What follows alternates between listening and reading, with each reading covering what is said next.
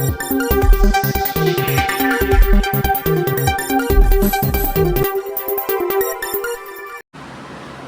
Friends, அஸ்ஸலாமு அலைக்கும். இன்றைக்கி குவைத் சம்மந்தமான பல முக்கியமான தகவல்லாம் இருக்குது. வீடியோ ஃபுல்லாக பார்த்து உங்கள் ஃப்ரெண்ட்ஸ் எல்லாருக்குமே ஷேர் பண்ணிவிடுங்க. குவைத்தில் மருத்துவமனைகள், சிறப்பு மருத்துவ மையங்கள் மற்றும் வெளிநோயாளர் கிளினிக்குகளில் வேலை நேரத்தை காலை 7:30 தொடங்கும் அப்படின்னு சொல்லிட்டு அறிவிச்சிருக்கிறாங்க சுகாதார அமைச்சகத்துலேருந்து. ஆண் ஊழியர்களுக்கு வேலை நேரம் காலை 7 மணிலேருந்து 2 மணி. அதே மாதிரி பெண் ஊழியர்களுக்கு பார்த்திங்கன்னா 7 மணிலேருந்து 1:45 அப்படிங்கிற விதத்தில் இப்போ 30 நிமிடம் எக்ஸ்ட்ரா சலுகை கொடுக்குறதா தெரிவிச்சிருக்காங்க. அதாவது 7:30 மணிலேருந்து. அதே நேரத்தில் அவங்க கொடுக்கப்பட்ட அந்த டயத்தை பங்க்சுவாலிட்டியாக மெயின்டைன் பண்ணணும் அப்படின்னு சொல்லியிருக்காங்க.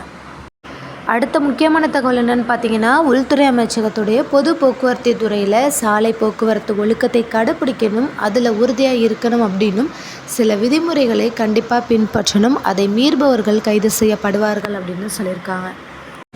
அது சம்பந்தமான பிரச்சாரங்களும் நடத்தி சில விஷயங்களை மேற்கோள் காட்டியிருக்கிறாங்க. கிட்டத்தட்ட 25,850 அப்படிங்கிற மாதிரி. அது மட்டும் இல்லாமல் லைசன்ஸ் இல்லாமல் இருக்கிறது, அதுக்கப்புறம் 34 சிறார்களையும் கைது செஞ்சுருக்கிறாங்க. அடுத்த முக்கியமான தகவலில் ஷெங்கான் விசாக்களுக்கான போலி முன்பதிவை குடிமக்கள் தவிர்க்கணும் அப்படின்னு சொல்லிட்டு வெளியுறவுத்துறை அமைச்சகத்துலேருந்து தெரிவிச்சிருக்காங்க. இந்த மாதிரியான நடைமுறைகள் ரொம்பவே அரசாங்கத்துக்கு இடையூறு விளைவிக்குது அப்படின்னு சொல்லியிருக்கிறாங்க. இது விண்ணப்ப செயல்முறைக்கு ஒரு இடையூறாக அமைஞ்சிருக்கு. அது மட்டும் இல்லாமல் இது தொடர்புடைய தூதரகங்களில் சில நேரம் உங்களுடைய விண்ணப்பங்கள் நிராகரிக்கிறதுக்கு வழிவகுக்கும் அப்படின்னும் தெரிவிச்சிருக்காங்க. இந்த காரணத்துக்காக அஃபிஷியலான அங்கீகரிக்கப்பட்ட அலுவலகங்களுடன் மட்டுமே நீங்கள் விண்ணப்பத்தை பதிவு செய்யுங்க அப்படின்னு வலியுறுத்தியிருக்கிறாங்க. அங்கீகரிக்கப்படாத அலுவலகங்கள் இல்லை அப்படின்னா இடையில யாருடைய ஹெல்ப் மூலயமா விண்ணப்பம் பதிவு செய்கிறது, இந்த மாதிரி விஷயங்களில் ஈடுபடுறதை தவிர்க்குமாறு கேட்டிருக்காங்க.